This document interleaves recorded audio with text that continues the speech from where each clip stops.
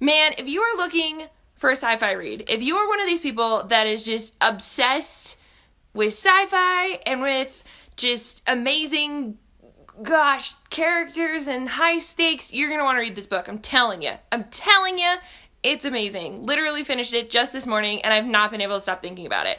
Yes. Hi, Max. Max is here. I'm going to give a quick intro, and then I'm going to bring Max on to join us. So we're so excited for that. Hi, guys. So happy to have you on here. My name is McKaylee. I'm the Director of Marketing and Events at Tattered Cover. Oh, so many people are saying they loved the book, too. I'm so glad to hear it. So my name is McKaylee, like I said before. I'm going to do a quick intro, and then we're going to get Max on here, and we'll get started. So I just wanted to give you a quick update about Tattered Cover. We're just so grateful. We had a post today from our workers all wearing masks, standing 6 feet apart, and we just have to say thank you. Thank you for continuing to support Tattered Cover, supporting local businesses, indie bookstores. Thank you. You can still order online at tattercover.com. Our website's open Tuesdays at 10 a.m. through Saturdays at 5 p.m. What that means is that you can still put books in your carts on Sundays and Mondays, but you just can't click through in order to purchase them yet. What that does is that gives us some time to process the orders, which we're trying to catch up on since we're about a week behind or so. But thank you guys so much for the continued support. Also, just an FYI, all of our phone lines are closed. Curbside pickup is shut down. It's online shipping only, but the good news is that you get free shipping on orders over $10. So basically, buy a book, get it shipped for free. That's a pretty great deal. Just saying. But I also just wanted to mention the thing that my colleague Afton and I have been mentioning on all of these live streams is why we're doing this, and we firmly believe that art is a survival resource. Sometimes it is the first thing to go in situations like this, and yet it's the thing that we're all craving, we're all surviving on, and is stories and art from these wonderful creative minds like Max that we have here today. And we just are wanting to celebrate that. And Tattered Cover is a place for community. And even though we can't gather as a community in our virtual brick and mortar stores, we're doing it online. And we're so grateful that you guys are continuing to engage with us. You're continuing to read and continuing to order. We always say that this creative work is essential, and we want to use our platforms and our communities to elevate it. And, these authors that we've chosen, we really think that they reflect the community that we're in and what our community loves to read. And I'm telling you guys, this one was really good. I just haven't been able to stop thinking about it. And so we really just believe that this is the time to share in that. And so we want to just say thank you again. Also, we are going to be uploading this to our YouTube channel afterwards, and that way it will have closed captioning as well for anybody who might need it. We're planning more live streams, which is really great. We have a book club live stream called Read and Rant with Athena Project, which is reading plays and then discussing those, which is really exciting. That's on Monday, April 20th at 6:30. Then, I'm so excited for this one. We have a Choose Your Own Adventure writing workshop with Choose Your Own Adventure author Catherine Factor, and that's going to be Thursday, April 23rd. I'm announcing that right now, which is really exciting. We're going to be announcing more details about that tomorrow morning. And then, of course, you guys know we have Amy Meyerson, author of The Imperfects, who's going to be in Wednesday, May 6th. So, very exciting, cannot wait. But let's talk about the author that we have today. Those of you who were here right at 5 o'clock know I'm already very excited for this. And I just can't wait to have this conversation. It's going to be so great. You guys are going to love it. So for those of you who don't know, Max Barry is an Australian author. So he's up early. Max is an Australian author. He's the author of Syrup, Jennifer Government, Company, Machine Man, and Lexicon, which was named one of the best 10 books of the year by Time magazine. Max has also created this online political game called NationStates, which he says he's far more famous for amongst high school students and poli-sci majors than his novels. He should be super famous for his novels because they're amazing, fast-paced. If you really just want to escape from this world that's going on into something Oh, even crazier. You need to pick up his latest book, Providence. And so, it is without further ado, Max, I'm going to invite him onto our chat right now. Come on. Here we go. We'll log on in just a second and we'll get started. Maybe. Fingers crossed. There he is. Hey, Hello. I'm here. Hey, how you doing? I'm good. How are you? Good morning. Yeah, it's 9 o'clock here. So not too early, but yeah. I've been up for a while. I've taken the dog for a run along the river here, so it's yeah.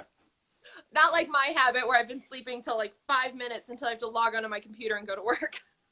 Right. Well, that's like my normal routine, right? It's like sleeping in and then get up, go upstairs, start writing immediately. So yeah, I was just thinking recently, like the whole lockdown thing for me, like, obviously it's not that different, Yeah. but being in Australia, we had this period in January where everything was on fire and you couldn't go outside because the smoke was so terrible. The pollution was toxic. Awesome. And so that was actually worse. It was like more of an impact on my life because I couldn't go out to go for a run or exercise or anything. So at the moment I can go outside if I'm exercising. I just have to keep away from people. So that's like the perfect balance for me anyway.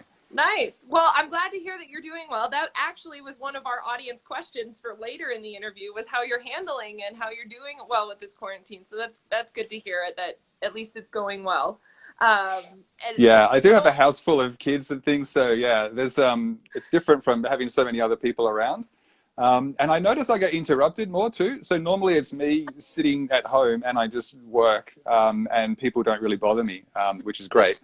But I think what's happening now is all the social people are trapped at home. And so they're making more they're reaching out because they're, desperate to get some sort of social contact. And so I'm getting more phone calls than I used to. Oh. So it's like I'm being socially brought into the sphere, whereas everyone else is being pulled out. No, the irony of this definitely is I think a lot of people are feeling much more connected. Like, I know that my extended family had a massive phone call where there were like 30 of us on the phone call, and I was like, this is too many people. But we never would have done that without this. So yeah, right. Yeah. It's a cool benefit, I guess we should say, to this lockdown. But I want to talk about your amazing book, which I told people that I finished this morning, and it was Thanks so much for that intro. That was amazing. Oh my gosh, I listened to the audiobook too, which the audiobook is fantastic. And oh, good.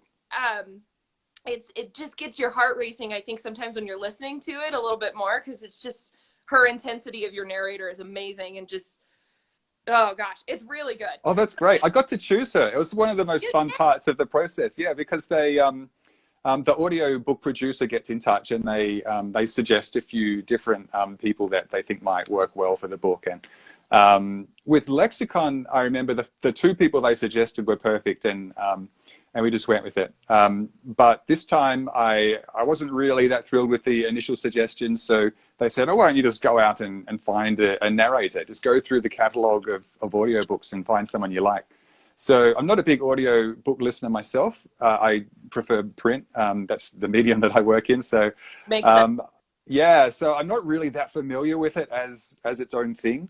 But I was listening to a whole bunch of them, and yeah, I came across Brittany. I've forgotten her surname now, but she had a tremendous, like an effortless range. She can do a whole bunch of things very easily and make it sound like she's not trying at all. So yeah, I have trouble listening to the audiobook, my own audiobooks, because I just find it too difficult to do that. But the words have been in your own head for a while. I'm sure hearing someone else read them is a little weird.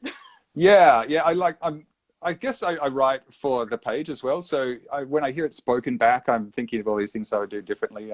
So yeah, they're doing a tremendous job, but I just feel like, oh, I haven't given them the right words. So it's always hard for me to read it. Well, but yeah, she was great. Well, and it's not like you're writing a play, whereas those words are meant to be spoken, and that's how the story's conveyed. Reading it is. Yeah, that's right.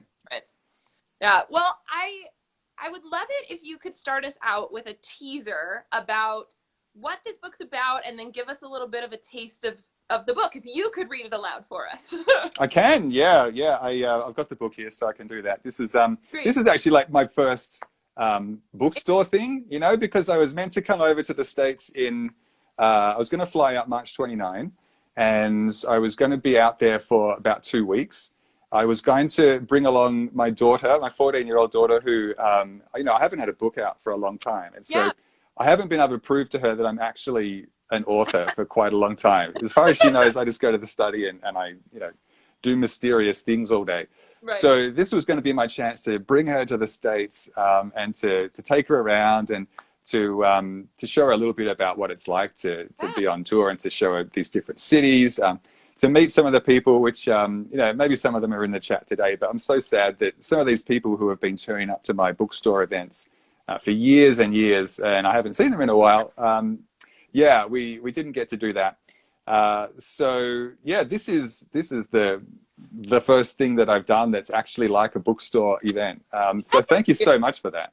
No, it's our pleasure. We have a lot of staff who really love and recommend your book. I mean, we have to change out the shelf talkers because so many people at Lexicon especially. And so we really do enjoy it and recommend it. And so when this option to have a virtual event popped up, it just made perfect sense. Oh, terrific. Yeah.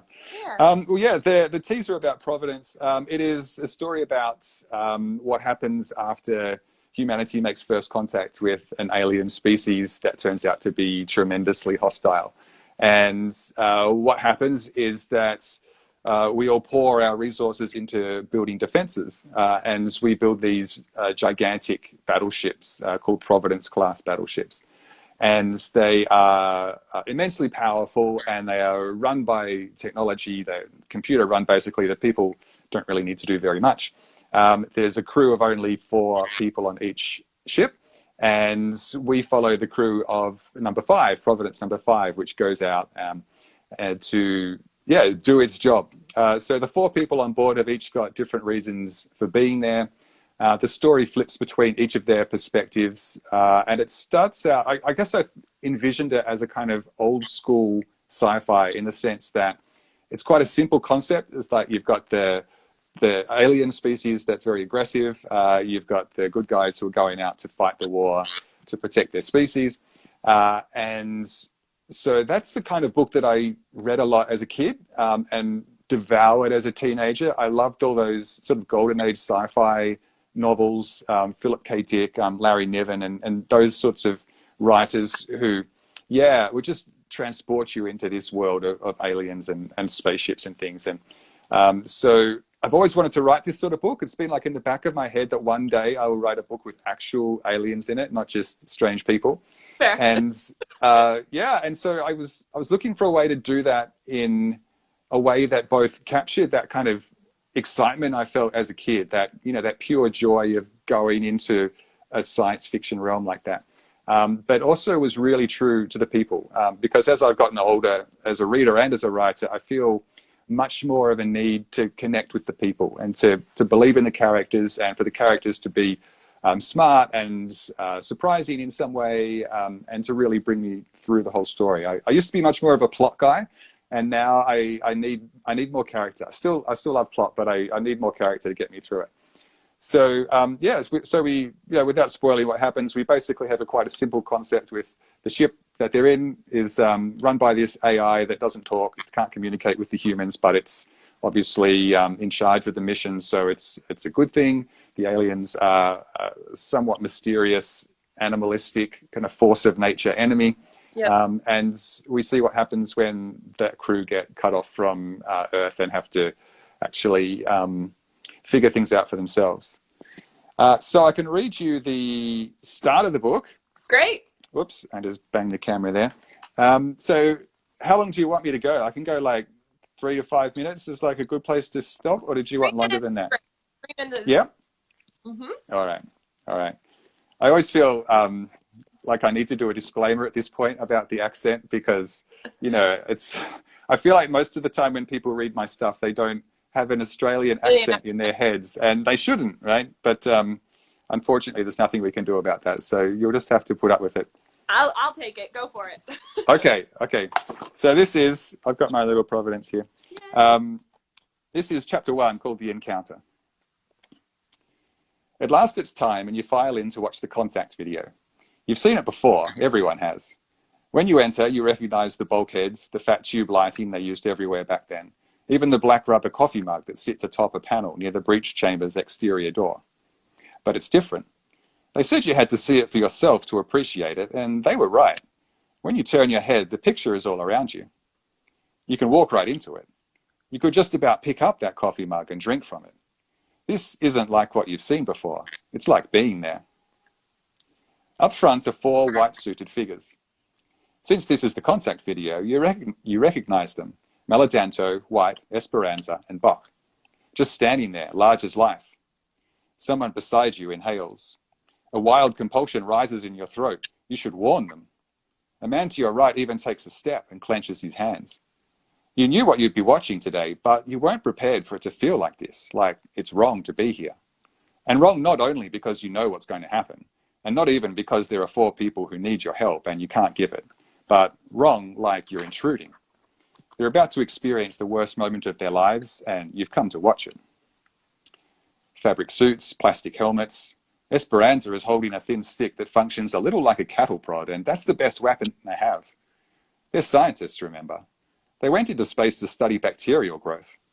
Then they picked up a hint of controlled propulsion in a place it didn't belong, and there was no one else for millions of miles. They could have turned tail and run, they should have, but here they are, side by side, with a cattle prod. Their positioning is terrible. That's something you didn't appreciate from the standard video. At first glance, they're poised and ready, but with this much detail, you can see everything that's ready to go wrong. Esperanza is a half step back from where he should be, his weight on his right foot. He's going to get tangled up with Maladanto. It's as clear as day. Bach is supposed to be stationed by the interior door, but she's come too far forward. White is a mess of nerves. His eyes roam the chamber and, aha, a light on that coffee cup. You can see his thought. So that's where I left it. Open it, says Maladanto. Coral Beach's exterior breech door clacks and thumps and splits to reveal a depthless dark. Decompression ripples their suits. White's coffee mug falls off the shelf and rolls towards the void. Steady, says Maladanto. His voice is deep and rich and more intimate than you've heard it before. He's ex-service, the only one of the crew with any military background. Used to fly shuttles back when they needed human pilots. We're making history today. Don't screw it up. I'll leave it there. I love it. Yeah. I got all jittery just remembering it.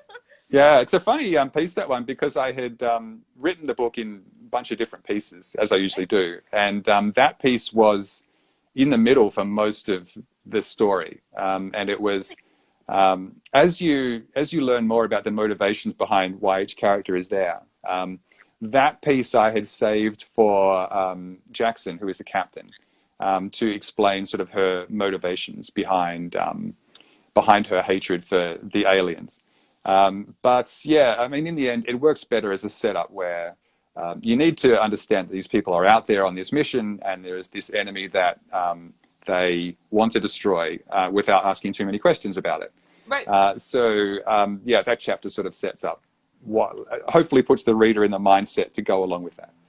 Yeah, it really jumps you right in, and the second person is a perfect way of doing that, of putting you in this environment that I feel like just keeps going, which is one of the things that I wanted to ask you about, was because, you know, you said that you used to be a plot guy and you're more of a character guy, and I do want to get into these amazing characters, but there's such a great flow to the book that you have with the structure. You know, you get the stakes that continue to grow, but then you often will use a flashback to pull us back in kind of a breath.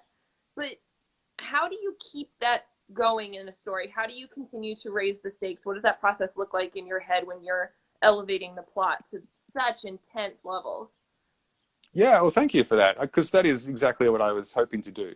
I really do believe that for a book, well, what I wanted to do with a book like this was to start with a very defined sort of environment and set the parameters. And so a friend of mine says this book feels a bit like a play because you've got 4 people in a confined space for quite a long time.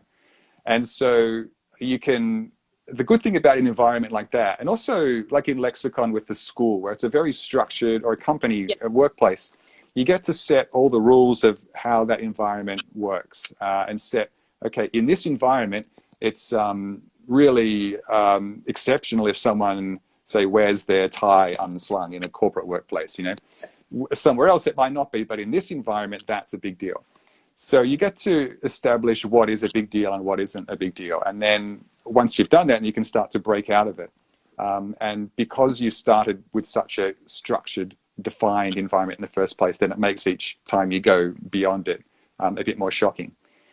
So yeah, with this one, it's it was really an attempt to tell a story that was very human on one level. So you have these four people who I hope that you get to know a little bit and understand about why they're there and who they are. But in the background, there is this much larger war going on. And a war obviously is such a huge event that no one can ever comprehend it all at once. Even in a real war, everyone only sees little slices and slivers of it. You can understand it in very broad terms by removing all the individual people, but then you lose the human side of it. So I wanted to have this story that was on one level a human story, and then on the backdrop was these much larger forces that were working. And then hopefully connect them about, that would connect the story about who we are as individuals to the story about who we are as a species and our place in the universe even. That's awesome. That's so great. But then thinking about, like, you talked about starting with the structure and coming up with the rules. How does that world building work for you? Where do you start? You've obviously written so many books and have to build different worlds within them, but for you as a writer, where does that process start? Yeah, it starts with writing a bunch of stuff and deleting most of it. I mean, honestly, that's what I do for most books. I just write tons and tons. And I probably wrote the first chapter of Providence maybe 10 years ago. Just the four people on a battleship. And yeah, and it's similar with Lexicon and a lot of my books. I'll often have a sense that there's something interesting there. But it takes me a long time to figure out exactly where I want to go with it.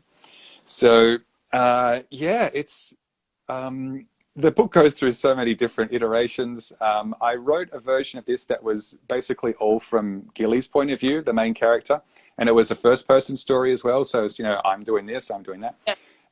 And it also got much more into contact with individual aliens. So it was quite a different story. There's traces of that still in Providence, but it's not, that's not the focus. Yeah. So it's evolved from that. Basically, I write chapters, I go back, read them later. I feel like they're terrible. 90% of them are awful and I have to throw them out. But then occasionally I'll find something like, I really like this character's attitude, or I really like the situation that this person finds themselves in for this moment. And then I ruined it because I resolved it too quickly or whatever. But just go back, pull out the thing that's actually interesting about that chapter, throw out everything else. Another thing I found really fun was, which I've never done before, but in this book, I was struggling a bit with the book when it was just all Gilly. And I had thought, okay, I'm trying so hard to do all these things in these Gilly chapters. What if I do something totally different? And I'm like, okay, how can I ruin this book? Well, if I actually wanted to go, completely make it, break everything that I was trying to do, what would I do? And so I started a chapter from Beanfield's point of view and just started writing completely different to all the Gilly stuff. And I was like, oh my God, this is exactly what I needed. It provided such balance to all the Gilly stuff, because Gilly's quite a logical character. He's very in his head, yeah. And he's relatively emotionless, whereas Beanfield is the opposite. So that was tremendously liberating. And as soon as I got into a Beanfield chapter, I felt like I just found this whole other side to the book that was missing. And from then, I could work forward. And then, well, let's touch on that then, because you do have these four characters, and while that first little chapter is from the second person, and you really delve into the minds of these four characters, and they each have such a unique voice. Not only do they have, unique purposes for being there, but I'd love if you could talk about how did you find the right combination of characters and voices? Because they're all so different, but as a reader, you find yourself caring about each one of them and really investing in them, but they're so different. And so for you as one person, one writer, how did you go about finding these four voices? Yeah, some of it is, it's little bit of just iterating through the process of trying this, seeing what works, and then it emerges over time. So they probably, in the first drafts, they probably all seem quite similar to each other. And then as I discovered more about them through the process of writing them, then I could go back and things that I'd written earlier suddenly seemed clunky or wrong because I understood that, no, that character wouldn't act like that. And so I could start to make them a bit more distinct.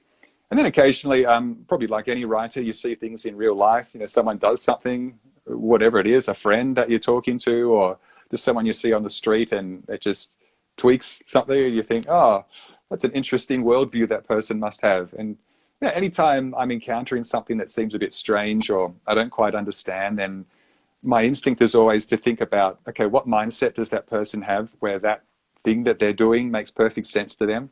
Yeah. And it's, yeah, I find that really interesting just, you know, to do for fun. But that's what you have to do as a writer. You have to make everything make sense to the person who's doing it. So, right. Yeah, little things like that. I would sometimes write scenes and not try to understand why they were happening, but just, you know, throw something in there, a bit of, you know, throwing everything at the wall and seeing what sticks. And then if it stuck, then I would go back and be like, okay, so why would that person have done that, and see if there was an actual interesting thread there that could be drawn out. So this is like early in the process. Once you know, it's really the discovery phase of the book. And then that usually takes me most of the time. I spend probably 90% of my writing time on that, you know, thrashing around, trying to figure out who the people are, what the interesting part of the story is. And then once I've got that, then actually writing the book, going back and rewriting the bits I've done, finding what connects them, fixing the ending, all that is relatively quick. And so where does the research come in? Do you do any research, scientific research on your books? Like, did you do it on effects of zero gravity or when carbon dioxide hits the body? Or like, does that come into Yeah, I got to say, for Providence, yeah, Providence I found was, you know, so much easier than a lot of other books. So yeah. I've actually just finished writing the draft of a book after Providence, which is set in the actual world, the real world. And the amount of research I had to do for that was 10, 20 times as much as Providence, because the great thing about a science fiction novel like this, like a space opera, is you have to think very carefully about the rules of your universe. But then as long as they're internally consistent, then you're free to pretty much do what you want.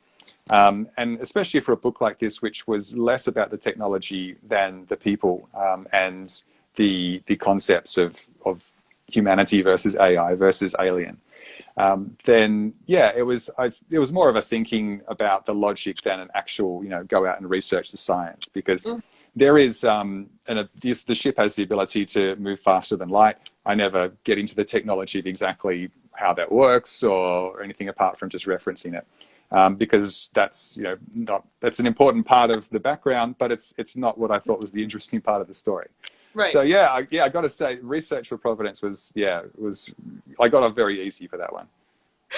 So you talked about, that just makes me giggle, because I love it when I talk to writers and they're like, yeah, I made it up. And it's so cool to think about your process when you were, you know, writing and trying to flesh out all the different ideas. But one of the things the thing about the research though is, it's like, you know, you should never admit that, you know, anything is based on less than total research, because I completely believe that, you know, as a reader, you've got to believe the story is true. And even though, like, you know, it's fiction, you've got to believe it's true. And I think that all of us really do, in some, you know, childlike or whatever part of our brain, where we take stories and we're like, yeah, this actually happened. So yeah, anytime an author like spoils that even a little bit, it's not good. No. But yeah. I mean, the fact is that a lot of this stuff does get justified in retrospect. You know, the writer will come up with an idea and be like, you know, I've got to come up with some excuse why this can happen, because that's a great idea. Yep. I want to know, you talked about it being human versus AI versus alien, but one thing that I picked out in this book that was really fascinating to me was actually the perspective on media and the manipulation of information that plays a part. It's there. It may not be this overarching thing, but I found it to be really important, especially when talking about these characters and when they find out more information and how they're being portrayed to, people back on Earth. I'm curious if you could speak on that. Was that a theme you were consciously trying to put into your book, or am I reading too much into it, I guess? No, I think it's something that's present in probably all of my work because it's something that I personally find really interesting. I got a background in marketing, so the science of persuasion has been part of my thinking for a long time. I'm always really interested in how people are persuaded through the media, and how, especially like people as individuals make decisions and also people as a group make decisions. I just find that process really interesting. So the thing about a war, of course, a modern war at least, is that you need public support for it. And I've found that that sort of process really interesting when I got to watch it through the first or second Gulf War? I guess the second one, where public opinion has to be galvanized. Obviously, the government can go start a war if they want, but the public opinion has to be brought along with it. And that's you can believe that you're galvanizing the public 100% for a good moral reason, and you believe in the war. But still, once you start down that track, you start thinking, okay, what manipulation techniques can I employ to persuade people? So that's the situation that in Providence the government on Earth has, that they need to convince the public that they should sacrifice and that they should pour tremendous resources into building these battleships. And that was kind of fun for me to think about recently, because I had wondered about whether that would actually happen, like whether you could turn the resources of a planet suddenly towards these particular projects and how it would actually go down. But then the world changed so quickly in the last month, and as soon as the question of survival comes up, it just gets all flipped around. Like where I live, there is a lockdown, obviously, and there are laws about you cannot leave your home for any except these 4 specific reasons. Mm-hmm. And they're fining people. There's $1,600 fines if you get caught out of your house without a good reason. And hundreds of people have been fined. And not very long ago, if anyone had suggested that in Australia that would be the case, there would be, people would be marching on Parliament. I would have struggled to think of a scenario where we would have gone along with that. But once the thought of survival pops up, then all of a sudden everyone is totally okay with that. In fact, if I see someone out who shouldn't be out, maybe I'll even report them to the police. I've flipped around so much. So, I think there's a character who refers to it as the real war being for public opinion. So that is, that's just a fact of how I see war happening. Like that's an unavoidable part of it in modern times. And basically I'd throw it into that group along with like the way that I see a battle happening in the future between a spaceship and an alien force is the humans won't have much to do. Like we're already along that path. We've got drones, we've got technology who can aim a gun. Like the thing about one of the reasons I'm writing this book is because when I watch sci-fi or read sci-fi, I get annoyed at like little things that I don't think would be quite like that. So I'm like, I'll do it myself and do it right. So one of those things is whenever humans are aiming the guns in some futuristic story, I'm like, why are humans aiming the guns? Humans are terrible at aiming guns. We have technology that can do that. So so it's like, I just see that's how it inevitably has to be. Yeah, it was something that, like I said, I picked up on, and it was just very fascinating to me. Again, I'm in marketing as well, and I was like, oh, I like this aspect, and I like this theme in an alien sci-fi book, which I normally don't see. So right. It was a really cool perspective to add on to it. So you gave us a little bit of a hint of what you're working on, but can you elaborate on maybe what's next or anything else that you? I can't because I'm so superstitious about it. Because every time I have spoken about a book that I'm like, this is definitely my next book. It's fantastic. It's the best thing I've ever done. Then I start showing it to people, and they are like, it's not the best thing you've ever done. No.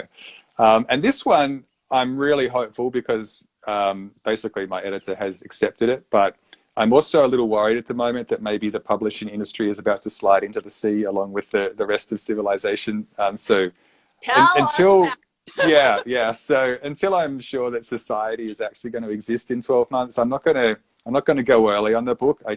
I'm really hopeful for it. It's not sci-fi. Well, actually it is sci-fi, but it's not space opera sci-fi.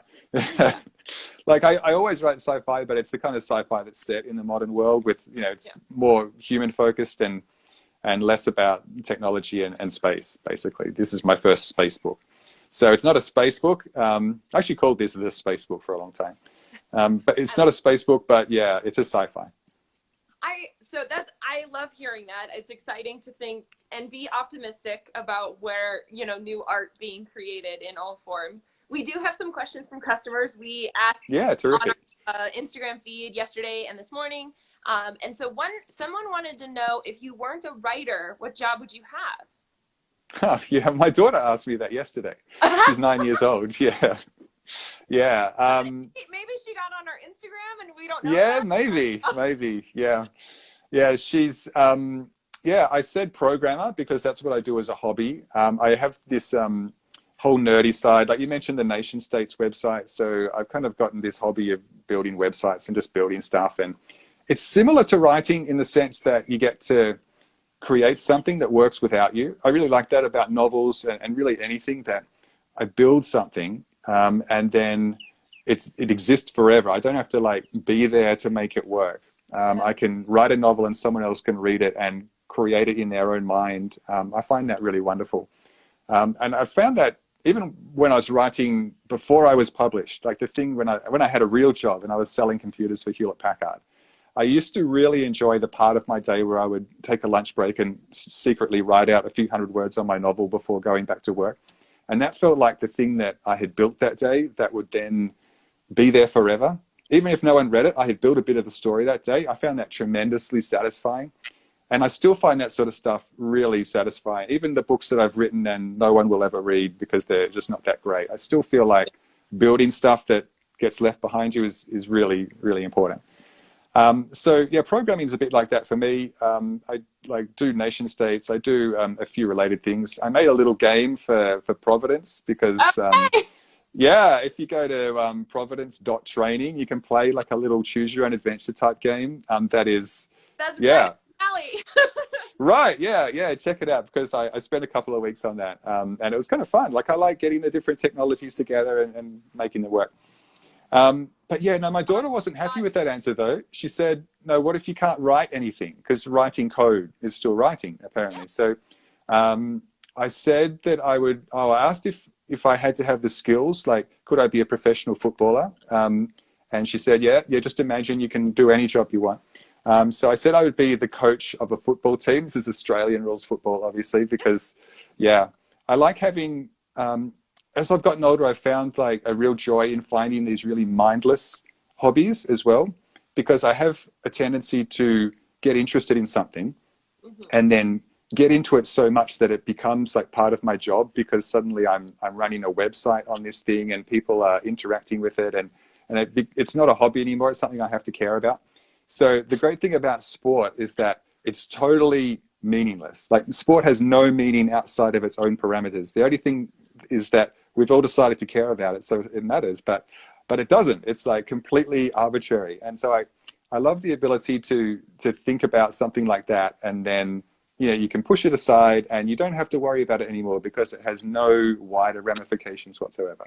So yeah, I like sport. I've gotten into coaching kids netball, which is really fun as well. And it's super fun. Again, it's like dynamic structures. So you've got a bunch of people and then you've got incentives and you try to make the whole system as a whole work. Again, it's not totally different to writing novels. It's a bit of world building on a team level. So yeah, I said I would coach an Australian rules football team. That's so great. For my family, it's baseball. That's our big sport. Right. My brother plays, but my boyfriend and I have been watching marble racing recently. Oh, marble racing. Yeah, who knew that was a thing? Is this a quarantine thing that once you're stuck in your own home, you come up with ideas? Yeah. Yep. So what are you reading right now? Yeah, I'm actually reading Austin Grossman's new one, new in the sense that it's not out yet. Yeah. So unfortunately, I can't recommend it. But that's really exciting. Austin Grossman wrote Soon I Will Be Invincible, and You and one other, and he's he writes this great sci-fi in that everyone in it is like slightly depressed and dealing with a bunch of really like mundane problems, but at the same time they've got like superpowers or whatever. So I find that really fun. Um, I did really read a good one lately, but I've forgotten. Every time I get asked this question, I always forget every book I've ever read. So I was prepared. I was prepared for the question of what sort of books you read as a kid. So I had a few here to remind Why me. don't you tell me those? What Oh, books did you read as a kid? so this is like Larry Niven. I think I mentioned that already. It was great. Yeah. This is a great little Space Merchants is like a sci-fi comedy, and Neuromancer, of course, was just incredible. But yeah, also the kind of sci-fi that I've really enjoyed more as an adult has been like Time Traveler's Wife, like this very sort of human story. Yeah. Cloud Atlas is another great one. Yeah, Blindness, that sort of stuff.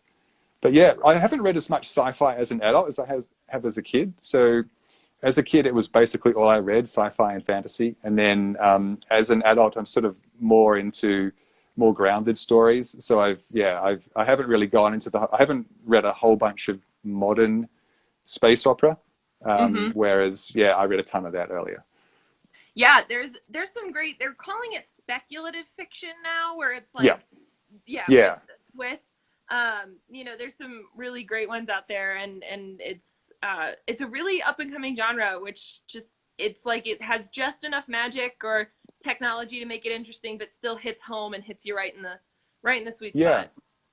Yeah, and which I think is fantastic, where you can find something that changes one thing about the world, and then it lets you dive right down into the implications of what impact that has on people. So that's all. I find that really interesting. Oh, absolutely. And you are definitely not alone. And so then the last question that we had was, what do you hope readers will take away from this story? Yeah, I always hope that my books are entertaining while you're reading them, but then also let you think about something in a slightly different way. So I hope that the thing that people think about when they finish Providence is a similar effect to what I had after I read this book, Genome, which is like a nonfiction book about genetics by Matt Ridley. It's quite old now, but it was the first time I'd come into contact with this concept that we are machines built by genes, and we we live our own lives as individuals. We go about making those decisions out of free will, presumably, but we are built to a certain recipe, and these genes have been fighting each other for space on chromosomes for millions of years, and we are the battleships that are fighting that war for them. We're just not really aware of it or in contact with our genes. So My brain is exploding because, of course, I just finished the book, so everything you're saying. right. Oh, Right. Yeah. Yeah. great. So there's I've